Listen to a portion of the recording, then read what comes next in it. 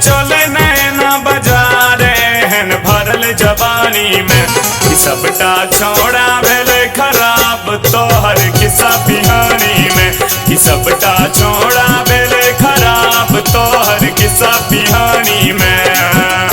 आचर गुलाबी समारे गे गोरिया चले नैना बाजार एहन भरल जवानी में। आचर गुलाबी समारे गे गोरिया चले नैना बाजार एहन भरल जवानी में कि सबटा छौड़ा भेले खराब तोहर किस्सा पिहानी में कि सबटा छौड़ा भेले खराब तोहर किस्सा पिहानी में।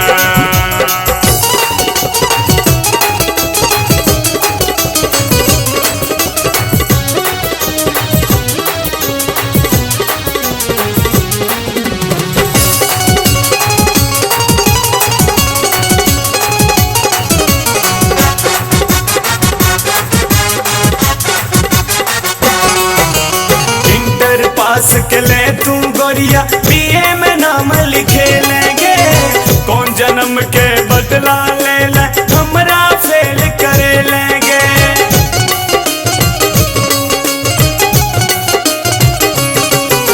भर दिन तोहर चर्चा में लागल जीवन के लो खराब गे नहीं गुटका के आदत हमरा नहीं हम पीबी शराब गे हमरा सनक ने भेटोगे गोरिया हमरा सनक ने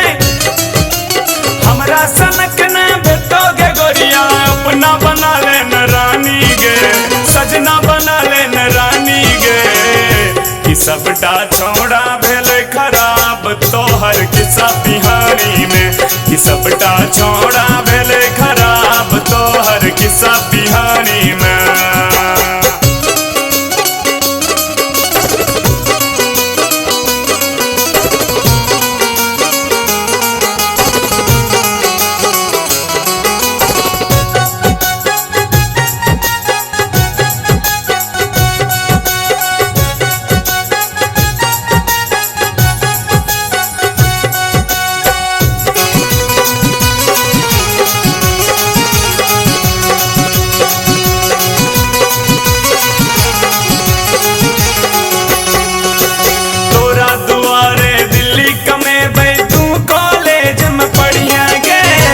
हमरा लेल तू चिंता न करिया तू नॉलेज बढ़बिया गे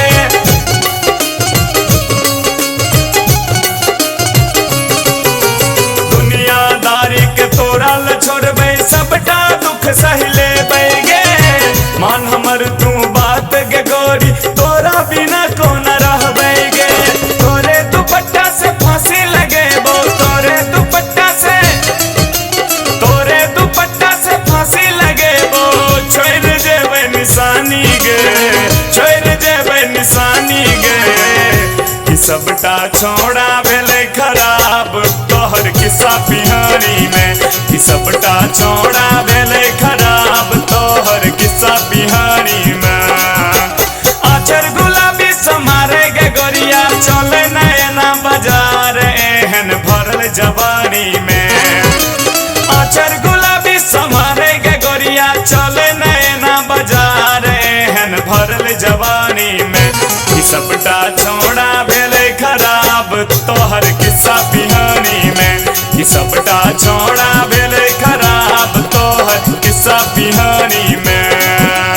आचर गुलाबी समारे गे गोरिया चले नैना बाजार एहन भरल जवानी में। आचर गुलाबी समारे गे गोरिया चले नैना बाजार एहन भरल जवानी में कि सबटा छौड़ा भेले खराब तोहर किस्सा पिहानी में कि सबटा